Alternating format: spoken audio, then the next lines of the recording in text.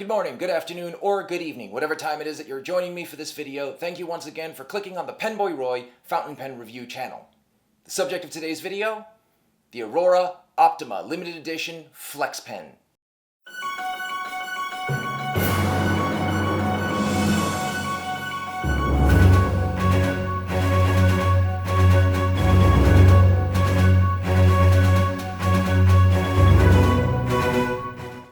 Before I get into the neutral zone, the good, the bad, the ugly, and high noon on this pen, I want to go over some background information, starting with the brand that is Aurora. They started in 1919, at which time they only made black pens. 6 years later, they started to use other colors and they used celluloid. Now, based on the research that I've done, when the Aurora brand was born in 1919, and I'm going to read it quote unquote directly from the site, Italy woke up to the first rays of a sun was destined not to set, while Aurora became the name of a company destined for success. After reading that several times over and over to myself, there is no way that I can phrase that or nuance it to make sense. Later on in 1928, an explorer named Umberto Nobile piloted a Zeppelin called Italy, and due to harsh weather conditions, his Zeppelin took a nosedive, crashed. For the next 48 days, he had to survive. And during that 48 days, what he did is he took his Aurora fountain pen and journaled what it took for him to survive. What Aurora did to commemorate the survival and the bravery of this man was they waited 79 years to release the Umberto Nobile Limited Edition fountain pen. He must have been thrilled. Had he been alive, which he wasn't, since he died on July 30th of 1978. In 1943, World War II saw bombs dropping on Turin, Italy, at which time those members at Aurora decided not to stick around, which was probably a good idea because it's hard to make pens when you're blown to smithereens. They then moved to a place called Abbadia di Stora. I think I got that right. I don't speak Italian, but if I said that incorrectly, somebody can inform me in the comments. In 1947, the Aurora 88 was introduced. Last year, in the year 2017, Aurora released a limited run of flex nib pens called the Aurora Anniversary 88. Those had gold metal trims, 14 karat gold flex nib. This year, they're releasing the same thing, but this time on the Optima line. It's going to have white metal colored trim and a white metal colored 14 karat gold flex nib. That's all I got for the background information. Moving on to the neutral zone. Those elements about the pen that are neither good or bad, or can be good or bad depending on you. The nib is a 14 karat gold white metal proprietary in-house made nib. If you look here, the tines are longer than your normal fountain pen nib. These long tines enable the nib to flex more than they would normally flex. The nib on this pen has a high level of feedback. For those users that love buttery smooth nibs, this is not it. Can you smooth it out yourself with some micro mesh and mylar paper? Sure. But if you like feedback, it's a good thing. If you don't like feedback, it's not a good thing. The feed is also in-house made, and it's made of ebonite. The nib and feed are also part of an unscrewable nib unit, similar to those you would see in an Edison, Franklin-Christoph, Pelikan. The clip here is a single piece, tension fixed. There's no spring mechanism. It's got a slight curve that ends in what looks like a bulb. It's got moderate amount of tension, secures very well in your pocket without too much difficulty putting it in or pulling it out. The center band reads Aurora on the front and Italy on the back. It's also surrounded by a Greek key symbol, which looks really nice. At first, I was wondering, for such an Italian pen, why is there a Greek key symbol? It's kind of like going into an authentic Japanese restaurant and seeing matzo ball soup as a special. But then I looked up what the Greek key means. It means eternal flow or infinity. So I get it. I just thought it was important to mention that. The grip section has a slight taper that comes up to a block flare. Now be advised, on the grip section where the threads are, there is evidence of injection molding as there is a seam that runs up through the threads. However, to my knowledge, the rest of the body is hand-turned acrylic. The threads are pretty high up, they're not at all distracting, they're very soft and shallow. Beneath that is your ink window that shows how much ink you have. The ink window is surrounded by white metal trim. Right where the body starts, there is a step. It's so far back, I sincerely doubt that any type of rider will encounter them. At the center of the body, there is engraving of the brand. What it reads is Fabbrica di Penna a Italiana Serbatoio. And then you have Aurora Italia. That's the best I can do. Towards the end of the pen, right before the piston knob, you have a white metal ring, then the piston knob itself, and at the very end of the piston knob, you have a small step design. Both ends of the pen are flat with a slight curve. It was packaged in an outer cardboard box, similar to all the other Aurora pens that you buy.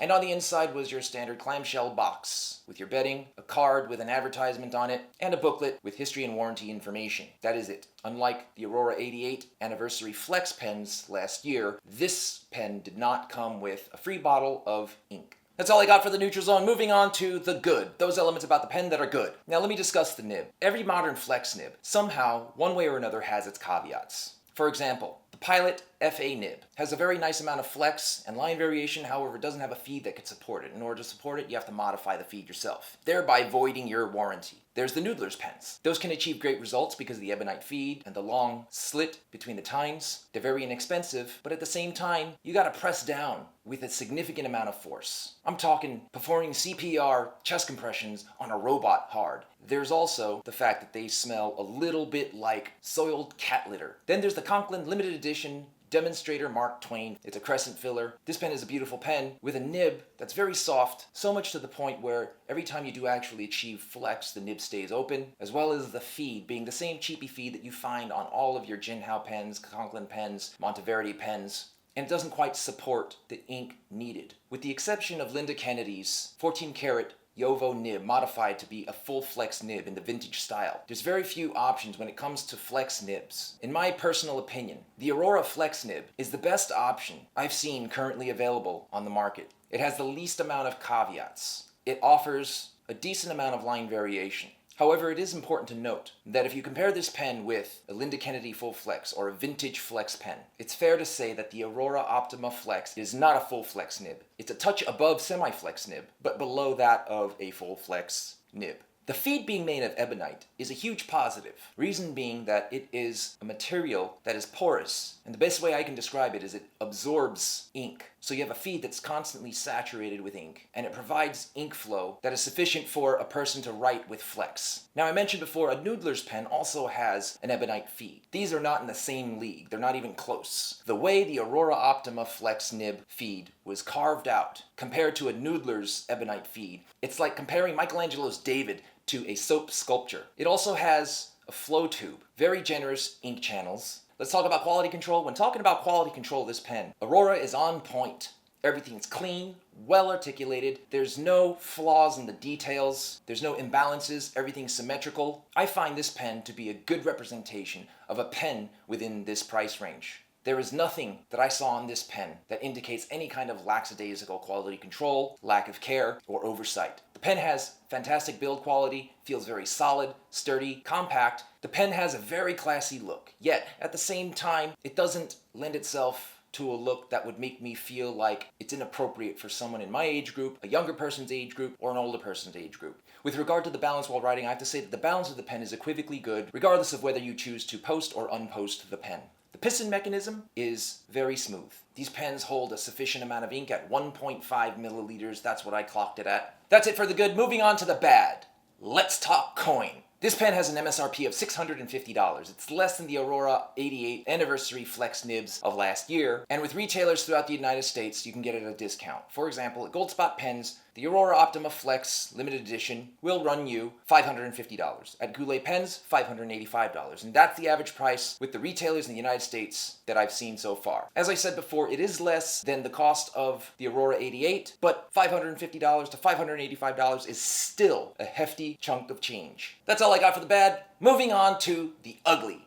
Those elements about the pen that should not be, but are. Now, like I said before, quality control for this pen was on point. There is one point of contention that I have, and I don't know if it's a quality control issue, to be honest. However, when I first received the pen, it did suffer from what appeared to be hard starting and baby's bottom. Every time I would go to write a word, it wouldn't start. It would then only start halfway through the word that I was writing. Pretty badly, and almost every single time. However, upon closer inspection, what I did in fact realize was the tines at rest position were spread open a little bit too much. Then while using it, I could actually see in between the tines where the ink would travel through the feed all the way to the end of the feed and stop and not reach the tip of the tines. And the reason why was because the tines were too far apart. So what I then had to do was I had to heat set my $550 Aurora Optima Flex. And ever since then, I've had no issues whatsoever. No baby's bottom, no hard starting, no skipping. Now, it was a resolution to an issue. However, I don't believe at the cost of $550 that I should have to heat set this nib. Having said that though, it is fair to say that with a flex nib, any flex nib pen, there is no blanket procedure or method to make sure or ensure that it works every single time for every different type of writer. That's all I got for the ugly. It's high noon. Decision making time. Should you or should you not pull the trigger on the Aurora Optima Flex Limited Edition? Now, as I said before, when it comes to the availability of modern flex nibs, there are few options. Yes, they're growing, but at this time, it's still nominal at best. Every option out there has a caveat. The caveat of this pen being it's $550 to $585. It is not cheap. However, if it is something that you can do or something that you can plan for, I would have to say pull the trigger on this pen. Bear in mind that all flex nibs are temperamental. I don't think that there is a flex nib that is perfect for every single person, every single time, every single person touches it. As I said before, Linda Kennedy makes a full flex nib in the vintage style using a number 6 Yovo 14 karat nib. And this nib is identical to a vintage wet noodle full flex nib. And you should check out her website because you can purchase pens with the customized nibs between $400 to $600. But absent Linda Kennedy and Independence, in my opinion, the Aurora Optima is the best option for modern flex with the fewest number of caveats when it comes to ink starvation. The amount of pressure you have to use, time splaying, overly soft nibs, nibs that are too stiff. I think Aurora has unofficially taken the reins on having to produce flex nibs in the modern world. In addition to being a decent flex nib, it's also a very good everyday writer. I do appreciate that the cost of this pen, although high, is not exorbitantly high just by virtue of being a limited edition. Your standard Aurora Optima runs you between $450 and $500.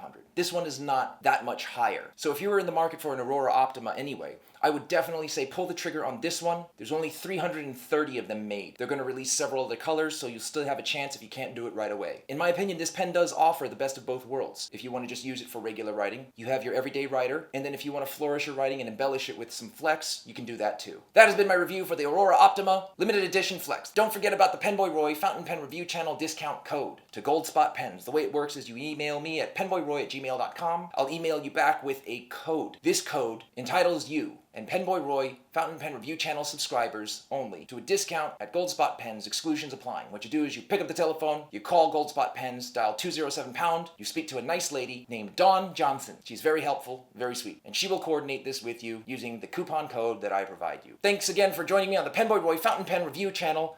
I hope this helped. Be well, be safe. Eat fruit, live longer, play with pens more.